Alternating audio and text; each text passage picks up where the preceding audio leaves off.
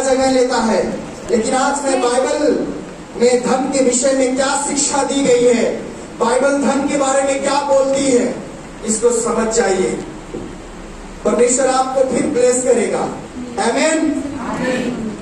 तो इस संसार में बाप न मैया सबसे बड़ा रुपया, ये कहावत है ना। लोग धन के लिए अपने माँ बाप को अपने घर से दूर कर दे रहे हैं, लोग धन पाने के लिए मर्डर कर रहे हैं, लोग धन के लिए रिश्ते खराब कर दे रहे हैं। बहुत कुछ धन को लेकर के हो रहा है। इस समय मैं आपसे पूछूंगा, क्या पैसा या धन बुराई का जड़ है?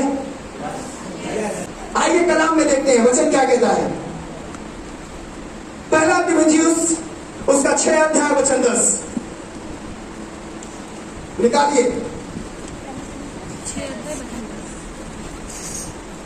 अगर धन गलत है तो परमेश्वर प्रभु यीशु मसीह ये नहीं कहता कि मैं स्वर्ग से पृथ्वी पर आया राजू अंकल की आप धनवान हो जाए। आमीन। ये से पढ़िए, पहला तीमुथियुस 6 अध्याय वचन 10। जी हाँ, सुनिएगा क्या लिखा है। धन का लोभ, धन बुरा नहीं है, लेकिन हम जो लोभ करते हैं वो बुरा है। धन का लोभ ये सबसे ज्यादा खतरनाक है।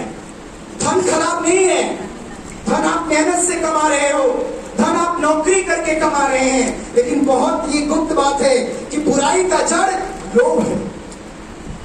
धन खराब नहीं है। भाभी कभी धन लाओ मेरे परमेश्वर के भवन में, लेकिन हम नहीं लाते हैं तो क्या होता है? प्रभु की आज्ञा हम नहीं मानते। वचन में क्या लिखा है?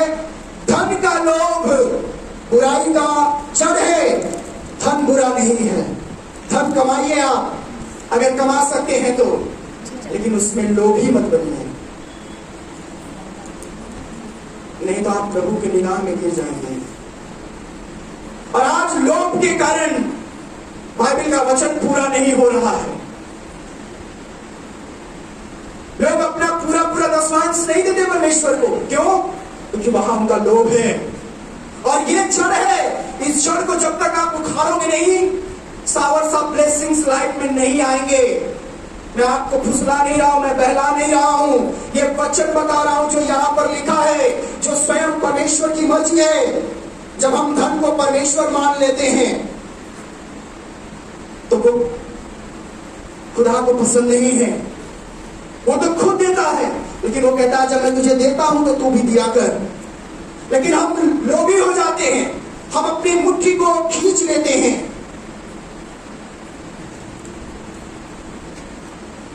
आप 2 साल से 3 साल से 10 साल से प्रभु को मानते हैं। आप सोचो कि आपने अपने लिए कौन सा जड़ तैयार किया है। परमेश्वर का वचन कहता है पृथ्वी और जो कुछ उसमें है यहोवा ही का है, परमेश्वर का ही है। इवन धन भी, आपके पास A to Z अगर गाड़ी है, जो भी कुछ है, बाइबल कहती है वो परमेश्वर का है। यदि संसार को देखे तो लगता है पैसा नहीं बल्कि गरीबी बुराई का जड़ है ना। बहुत से पास्टर हैं खुदा के खादिम में जो गरीबों के घर नहीं जाते, क्योंकि नहीं मिलेगा ना। चाहे वो नाश हो जाए, बर्बाद हो जाए, स्वर्ग जाए या ना जाए, ये नहीं मिलेगा ना। और कई बार हमारे रिश्ते पैसों पे चलते हैं। बाइबल क्या कह रही है? ये बहुत खतरनाक है। इतना ज्यादा खतरनाक है कि हम धन को ईश्वर बना दिया है। हम समझते हैं, ये मेरा ओपिनियन है, एक भूखा व्यक्ति या गरीब व्यक्ति बुराई में बहुत जल्दी फंस जाता है। लोग उसको इस्तेमाल करते हैं, उसको धन की जरूरत है, इसलिए वो पाप में भी जाता है। तो धन बुरा नहीं। अगर धन बुरा होता तो परमेश्वर कभी नहीं कहता कि उसको मेरे भंडार में लाओ, उसको मेरे राज्य में लाओ। लेकिन जब हम उसके लिए लालच करते हैं, लोभ उत्पन्न करते हैं, तो क्या होता है?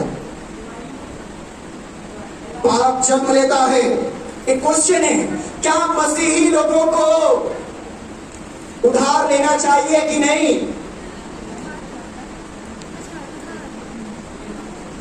कोई जन बताइए, लेना चाहिए कि नहीं?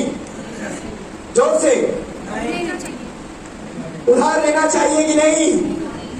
नहीं। कितने लोग नहीं की कैटेगरी में हैं? क्या लग रहा है हाथ उठाने में? आइए वचन से देखते हैं। रोमियो उसका 13 अध्याय वचन 8 पढ़िए।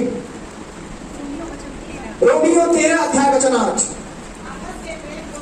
हाँ, हालेलुया। बाइबल क्या कहती है? बाइबल बताती है प्रेम को छोड़ और किसी बात में कर्जदार मत होना। उधार लेना, एक कर्ज लेना, एक श्राप को इनवाइट करना है अपने जीवन में, एक बंधन को इनवाइट करना है जीवन में।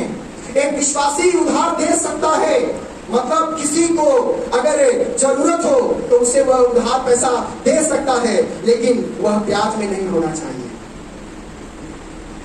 ब्याज में नहीं होना चाहिए, बल्कि उसकी सहायता के लिए होना चाहिए। आप उसको उधार में मत करो। ऐसा है, कोई बात नहीं मेरी बहन, तुझे जरूरत है, तू कह नहीं पा रहा है, तू कह नहीं पा रही है, चल मैं तेरी मदद करता हूं, सपोर्ट के तौर पे दे। और अगला जो ले रहा है उसको भी वापस करने की इच्छा होनी चाहिए।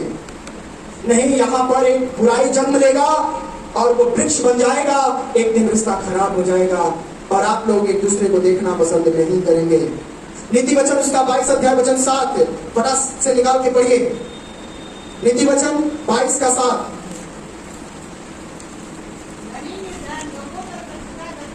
धनी निर्धन क्या करता है? लोगों पर प्रभुता करता है।